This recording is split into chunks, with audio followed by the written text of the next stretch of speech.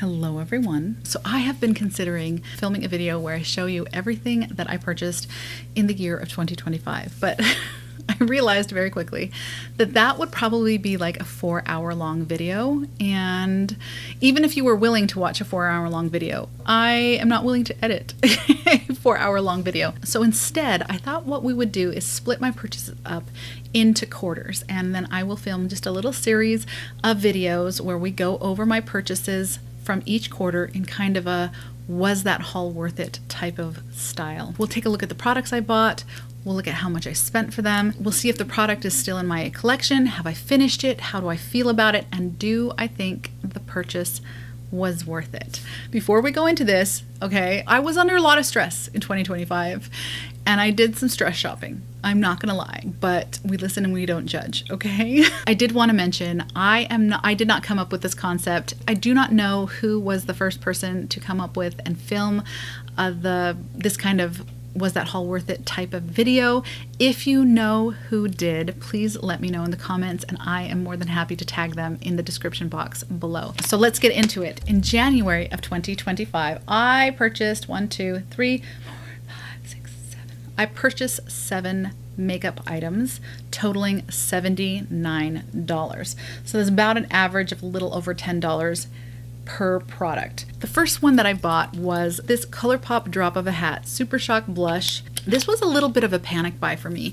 The Drop of a Hat Super Shock has been one of my favorite blushes for years, and I finished the one that I had in 2024. And when I went looking around to see if I could repurchase it, because I really do love this blush, I found that it was no longer available on ColourPop's website, and neither were any of the other Super Shock blushes. And I was shocked and appalled, and I immediately took to the rest of the web seeing if I could find one anywhere, and I was able to pick this one up off of Amazon. I'm so glad that I did. I actually did a side-by-side comparison, swatching this one alongside the very last remnants of my previous Drop of a Hat blush, and I do find that this new container of Drop of a Hat is a little bit peachier and slightly less pink than the original one. However, I feel like once it's blended out on the cheeks, it's really difficult to tell a difference. It is a really beautiful, luminous, peachy gold blush that is just chef's kiss. I used this all through 2024 with very few exceptions, and I'm not tired of it. Now, since I purchased this in January of 2025, I have only used this a handful of times, but not because I don't love it, more because I have foolishly filled my collection with really beautiful blushes. So I spent a lot of time this last year trying to focus on some of those other blushes and give this one a little bit of a break. She is still in good condition. She hasn't dried out. She's looking good, and hopefully I can get a little more use out of her in the coming year. Probably one of my favorite blushes of all time.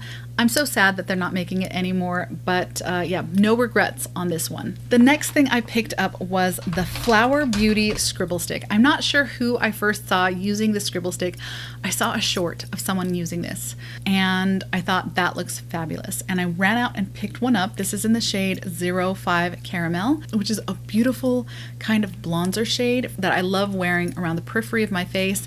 It also, shockingly, this is a multi-use product, and I generally don't enjoy multi-use products all over the face. But this one I do. I like it on the face, I like it on the eyes, and I like it on the lips. That is very unusual for me to appreciate it in all three places, but this one I absolutely do. I used this so much in the first half of 2025. It's one of the makeup products I took with me when I left. I had my baby in another state than the one I live in, and this is one of the products I took with me in my makeup bag. It just makes such a quick, easy 3-minute face. As soon as I realized how much I like this one, I bought it in 2 other shades, and then I bought a backup of this shade because gosh, I really like this product. No regrets on this one. It was a wonderful find. Next, I picked up an additional bottle of my Temptu Blue Mixer. I picked this up even though I already had 2 other blue mixers in my collection that I still needed to get through, and that's just because the Temptu is my favorite. This is my favorite blue mixer. I feel it is just the perfect viscosity, the perfect amount of opacity. It doesn't darken my foundation and also doesn't change the finish of my foundation. LA Girl has a blue mixer that I think is a little more accessible than this one. I think you can pick it up in Ulta, but I do find that one just slightly mattes down whatever foundation that you put it into. This one does not do that. I love this mixer. I am now trying to force myself to complete those other blue mixers that are in my collection before I repurchase this one, because she is now empty. Since I put blue mixer into my foundation every day of my life, I really do go through these. I think this is maybe my third bottle of this Temptu, and I will continue to repurchase it. Next, I picked up a Stila liner. I saw a Stila eyeliner in my local TJ Maxx, and I couldn't help myself because I just love the Stila Stale Day liners. This one was a slightly different kind than I usually use. This is the matte Stila Stale Day dual-ended liquid liner, and it has kind of a larger, like a normal sized felt tip on this end, and then a teeny tiny one on this one. This was the same great formula that I'm used to with Stila, but I don't know if it was just a dud. I don't know if it was a little too old, if there was something wrong with the packaging, but I felt like this just dried out really fast on me. It just did not last the way I know Stila liners to last. I have had other Stila liners that I have used for a full year. I know you're not supposed to use them for that long, but I don't know. Listen, we're all rebels in one way or another, and I guess that's just the way I like to live on the edge. This one dried up for me, I want to say maybe 6 weeks, and yeah, I don't know if it was a dud. I didn't pay full price for this, and I would not pay full price for this. I don't think I would pay full price for any high-end eyeliner because there are some really nice drugstore alternatives. But if I saw it again in TJ Maxx, I probably would give it another try just to see if it performs a little bit better, because I really did quite like this little tiny baby felt tip on this end. If you wanted to do the little cat eye thing, it was really convenient to get into this inner corner with this tiny little tip. So again, I wasn't super impressed with it this time, but if I saw it on offer again, I probably would try it out, mostly because I have a history of just loving Stila's liners. The next thing I picked up was MAC Cool Teddy. When I saw that they had come out with a cool version of the Teddy lipstick, I had to go swatch it in store, and after I swatched it, I decided I had to have it, and here it is right here. I absolutely adore this lipstick. Now, I don't think it reads as particularly cool on my skin tone. I do have a slightly cool olive undertone. I'm not super cool, but I'm just a little cooler than neutral, and I think on my skin tone, it looks a little cool there on the back of my hand, but I feel like once it's on the lips, it reads as a very neutral pinky brown nude, but it is beautiful. I think this might be my new favorite MAC lipstick. My previous favorite was Viva Glam 6, which they no longer are making. I think this is my new favorite. I have worn it quite a lot, as you can tell by the condition of the bullet here. No regrets about this one either. I'm so glad I picked this up. I have completely forgotten to give you the prices on these items. So really quick, the ColourPop blush was $9 on Amazon. The Scribble Stick from Flower Beauty was $12. I spent $14 on the Temptu Blue Mixer. I purchased this off of Amazon, and it is pretty consistently about $14. The Stila liner I picked up for $7 at TJ Maxx. And for Cool Teddy, I actually spent full price for this lipstick. It has been a very long time since I spent $25 on a lipstick, but still, no regrets. No regrets on this one. The next thing I have to show you was not really a necessary purchase, but I don't know that I regret it either. This is the Moira Statement Gel Liner in the shade green. I love having a colored liner when I'm doing a more colorful eyeshadow look to put in the waterline. I think that's a lot of fun. Sometimes I will do a little inner corner or lower lash line pop of color as well. And these Moira liners are really, really nice. I have one other of these liners in kind of a minty blue-green color. That one is pale enough. I feel like from a distance, it reads more as white than it does as a minty green. So I picked this one up, and it's really, really nice. It is a nice, vibrant, almost kind of grassy green color, and it goes into the waterline really nicely. And there are a couple of eye looks that I like to do in the summertime that are kind of pinky green, watermelon type eyeshadow looks that this goes really, really well with. Now, especially in the last year, I haven't been wearing a ton of colorful eyeshadow looks, so I have only pulled this out a few times. So from that perspective, this may not have been the most worth it purchase, but I'm still happy to have it in my collection for those times when a green liner really does add something extra. I do not remember where I picked up the Moira liner, but I know that it cost me $7. The last product that I have here, this was an impulse buy and it was an ill-advised one as well. I bought a little discovery scent of the Clean fragrances, and so far there's one missing here. The one of these that I broke out and actually started wearing.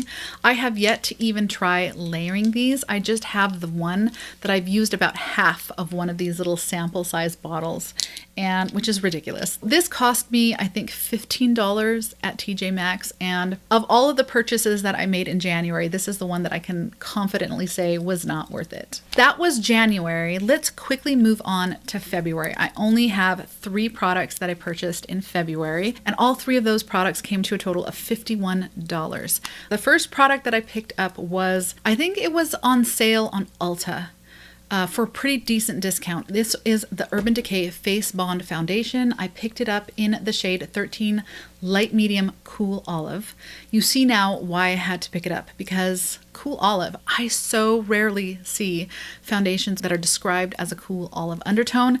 This was on sale for $28, and I have really enjoyed this foundation. I actually have a little mini review of it. It's just a short where I apply it for the first time and I talk about my first impressions. If you guys want to check that out, I will put it up somewhere for you to click on and check it out. The cliff notes is I really did enjoy this. I feel like it has a decent amount of coverage. It's very lightweight on the skin and lasts quite well on my combo oily skin.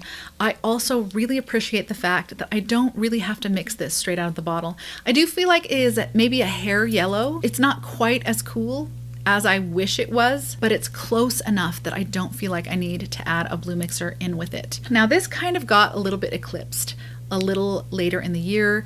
I picked up a couple of other foundations that ended up impressing me so much that I had a difficult time setting them down and going back to this one. However, I think would consider this a worth it purchase. It is really nice having a few foundations in my collection that I don't have to mix with something, because there are mornings where I don't want to have to fuss with it and do the mixology that is necessary with some of my other foundations. So I am glad that I went ahead and picked this one up. The other 2 items that I picked up cost me $12 each, and they are 2 more of the Flower Beauty scribble sticks. I enjoyed the one that I bought in January so much that I decided to go and get 2 more colors.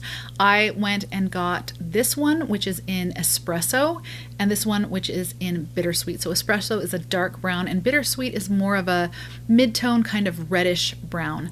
This one makes a lovely blush and is really nice on the lips as well, and I really enjoy this one for a really quick smoky eye or a brown liner. These 2 together with the caramel shade, that is a full face for me, and I actually really had a lot of fun traveling with these in the first half of the year. They're just so easy to drop into a bag, and they are so easy to apply and blend in. I haven't gone through these ones at the same rate that I did the caramel one. That is still my favorite shade, but I have really enjoyed these ones as well. So I would go ahead and say that I am still enjoying this purchase and I would consider it worth it. In March, I actually ended up spending $48, which is less than what I spent in February, but it was spread out over quite a few more products. So I have a lot of things to show you here. First, I made an order from the Give Me Glow website. Give Me Glow is an indie brand that I have purchased several lip liners from before in the past, and I was very impressed with those lip liners. Not necessarily in the formula. I think that they are a little bit prone to drying out, and once they start to get a little dry, they get a little crumbly and can ball up on the lips. But the thing that I was the most impressed about with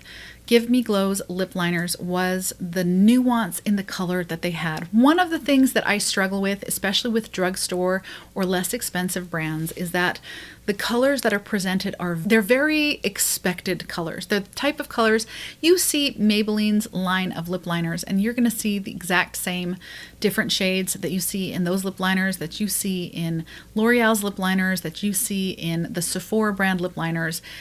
It's a lot of the same colors that you see over and over again. And I love the fact that a lot of the colors that I saw Give Me Glow putting into their lip liners were more nuanced interesting colors. A lot of those drugstore brands, the shades that they put out in their lip products will be very saturated, which just doesn't work well with my skin tone.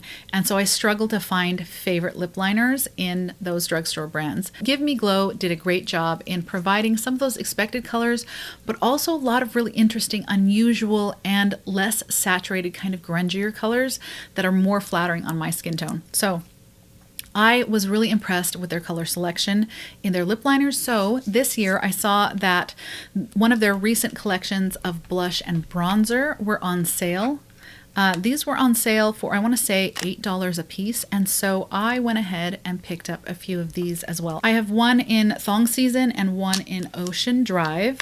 And then I picked up what I thought I was picking up, 2 blushes, but I accidentally added 2 of the same shade to my basket. So I ended up with 3 blushes. I have Dear Diary, and I ended up with 2 of Mauvelous. And that would have been less of a problem had I liked the formula of these more. It looks like something that would be right up my alley. This is what Dear Diary looks like. Again, looks very much up my alley. A little warmer than Mauvelous, but I feel like there's a lot of white base in these blushes, and see, that looks lovely, but on the cheeks it looks a little strange and ashy, and I think it's that white base that's coming through. It's kind of similar to the experience that I had with, I don't know if any of you remember the blush that came in the Love palette by Natasha Denona.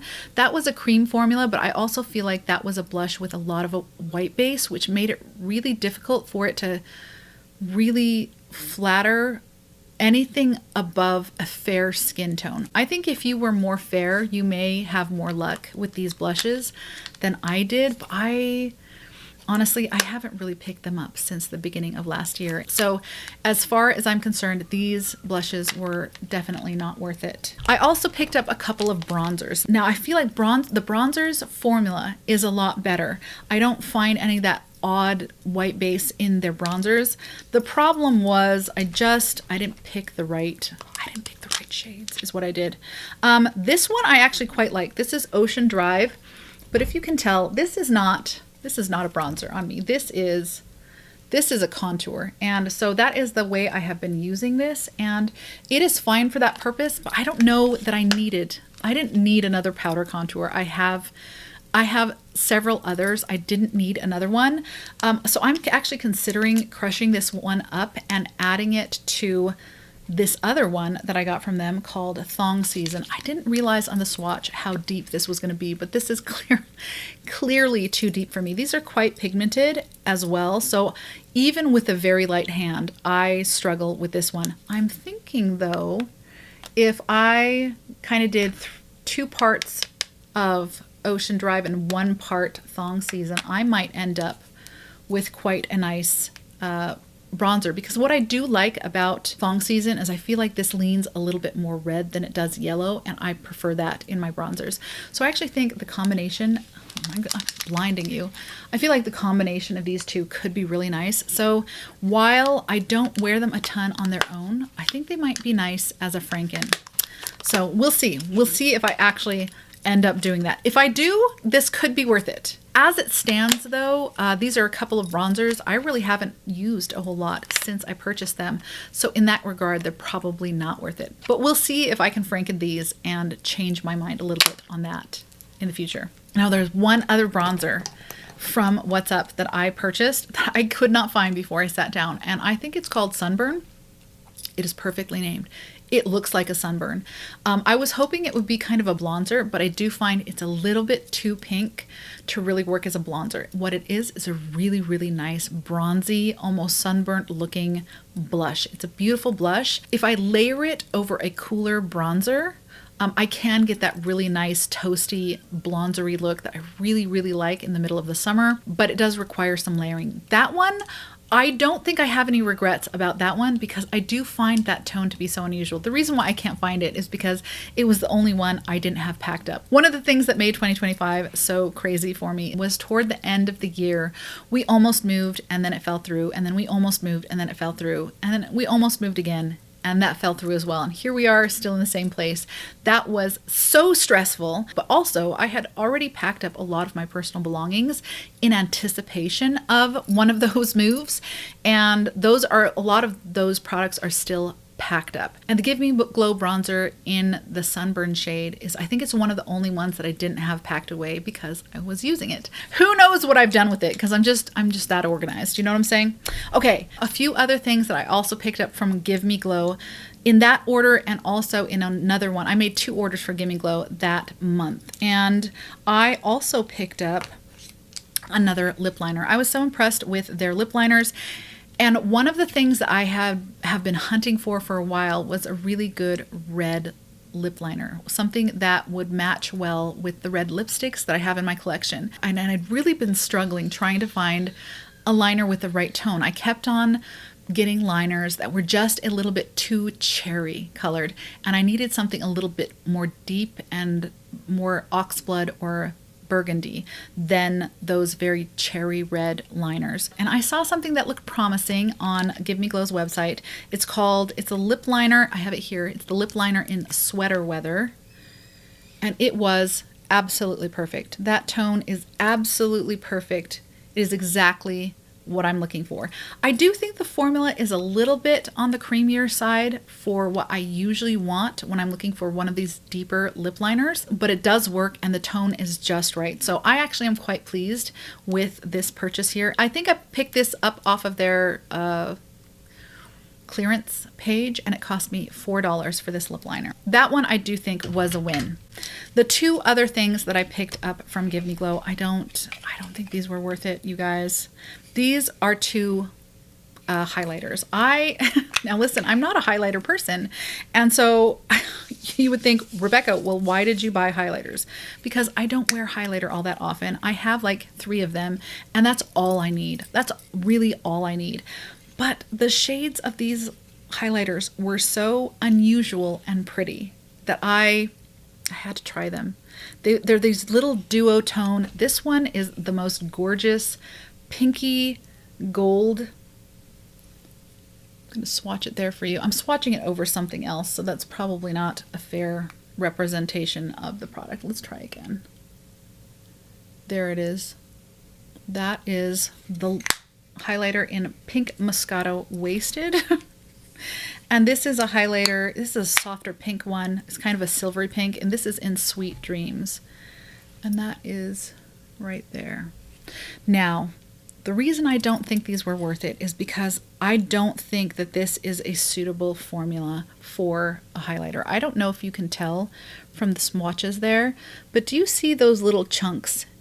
This is a very thick formula for a highlighter. Most of the formulas that I'm familiar with when it comes to highlighters are much more thin. They're much thinner formulas. These are just very thick and visible on the skin. They don't sink into the skin really the way I want a highlighter to sink into the skin. These feel like just shimmery eyeshadows to me. They feel like shimmery eyeshadows. I mean, very nice foiled metallic ones, but they do feel like an eyeshadow formula that was just pressed into a larger pan and called a highlighter.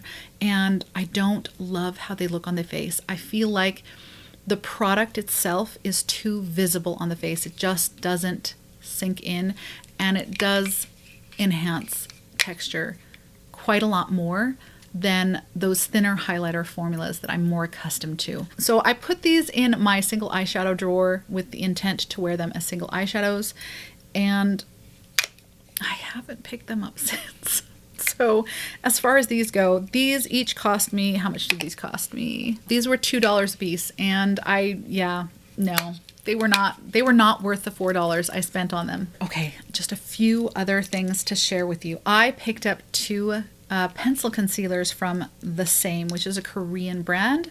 And this was me trying to prevent myself from kind of splashing out and picking up the Lisa Eldridge Pinpoint Concealer pencils. These little concealer pencils, this is not a new concept. There are actually quite a few of these products in the Asian beauty market. So I picked both of these up. I kind of had to guess at the shades. I picked up 1.5 Natural Beige, which ended up being a bit too light for me. You can tell there that's not going to be very useful for spots concealing. And one that was in more of a contour shade. This one, unfortunately, I feel like this contour shade is a little bit too light to be an effective contour on me. And obviously the light one is a little too light to pinpoint conceal with. What I did end up using this one as is a little bit more of a detailed matte highlight.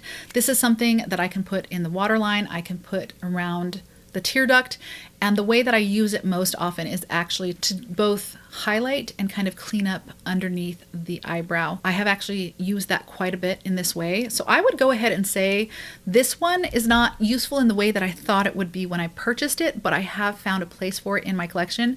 And I would go ahead and consider this one worth it. I picked it up, let's see, both of these cost $5 a piece. I think I picked them up off of Stylovana. I would go ahead and say this one was worth it. This one, it's not a good shade for me, but I hung on to it in the hopes that maybe it would be a decent pinpoint concealer when I have a tan. Well, I am a sunscreen user and I wear those big floppy hats. I'm also Hispanic and I tan very, very easily. So I usually do get a few shades deeper in the summertime. However, this summer, I spent most of my time indoors with my new baby. So I really didn't ever get to try that out. So I'm going to hang on to it for a little bit longer and see if I can make use of it in that regard this coming summer. So we'll see. As it stands, I don't think that this purchase was worth it, but I may change my mind later on. Finally, I have two brow pencils that I picked up in March. I have this one called Making Pretty. I think I picked it up off of Amazon and I don't know what I was thinking because it is one of those little teardrop shapes. You know I hate the teardrop shapes. This is a very tiny teardrop shape, so it doesn't bother me as much as those big chunky ones. I am still able to use it, but the fact that it's still here, in 2026 means I have been going through it very, very slowly. Basically, I'm using this as a stopgap every time I run out of a brow pencil that I like better. I will use this one until I can get one that is in the shape that I prefer, which is just the little micro pencils. This only cost me, I think, $2, and I will eventually go through it, but no, I don't think it was worth it. I could have spent that $2 on an AOA Studios brow pencil that I would be finished with by now. So this was not worth it, but I will finish it and get my money's worth. I picked up one other brow pencil from that same Stylovana order that I picked up the same pencils, and I picked up this little Peri Para Speedy Skinny Brow Pencil in the shade, I think it's the shade gray is what it is. This is actually not the same pencil that I picked up in March. This is a repurchase. So obviously, spoiler alert, I really, really like this pencil and I used it up completely. It is just this really beautiful, soft gray shade here. This is a shade I was experimenting with because generally speaking, I like pencils without any warmth in them. And usually that means a black pencil. But sometimes black pencils can get me a little bit of a stronger brow than what I'm really looking for, and that's where a gray pencil comes in. So I picked this up just to see if I could get a nice structured brow, but one that was a little softer than the one I normally get with a black brow pencil, and I really enjoyed how this looked. It's not really great for individual brow hairs, but I think it adds a really nice shadow behind the brow hairs that I already have going on there. So I really enjoyed this and I used it up completely and then repurchased it. So this one cost me, let's see, it cost me did it cost me $5? No, it cost me $4. $4 on Stylovana. I repurchased it off of Amazon and it cost me a couple dollars more. I think it was $6 something off of Amazon, but I still consider that price worth it as well. Really enjoyed this pencil. And those are all the purchases that I made in the first 3 months of 2025. There were a lot of wins in here, like my Cool Teddy lipstick, love it. Those flower scribble sticks, love those still. I even had a repurchase, but there were also some purchases in here that were definitely not worth it. The thing is, I'm looking at this list and I kind of feel like the ones that I feel like were the most not worth it, most of them were impulse buys. And I think that really speaks to how much more useful it is to really take time to consider purchases before you make them, to make sure that they're actually going to be useful in your makeup collection. As far as the Give Me Glow products, most of those were formula issues. So I couldn't, even if I had considered those purchases longer, I would not have known about those formula issues until I received the product. However, I think that the reason why I picked up so many of them was because they were an impulse buy. I saw a good sale and I just wanted to try all the things. So instead of thinking, do I need 3 more bronzers? Do I need a couple of highlighters that I cannot use alongside my other highlighters?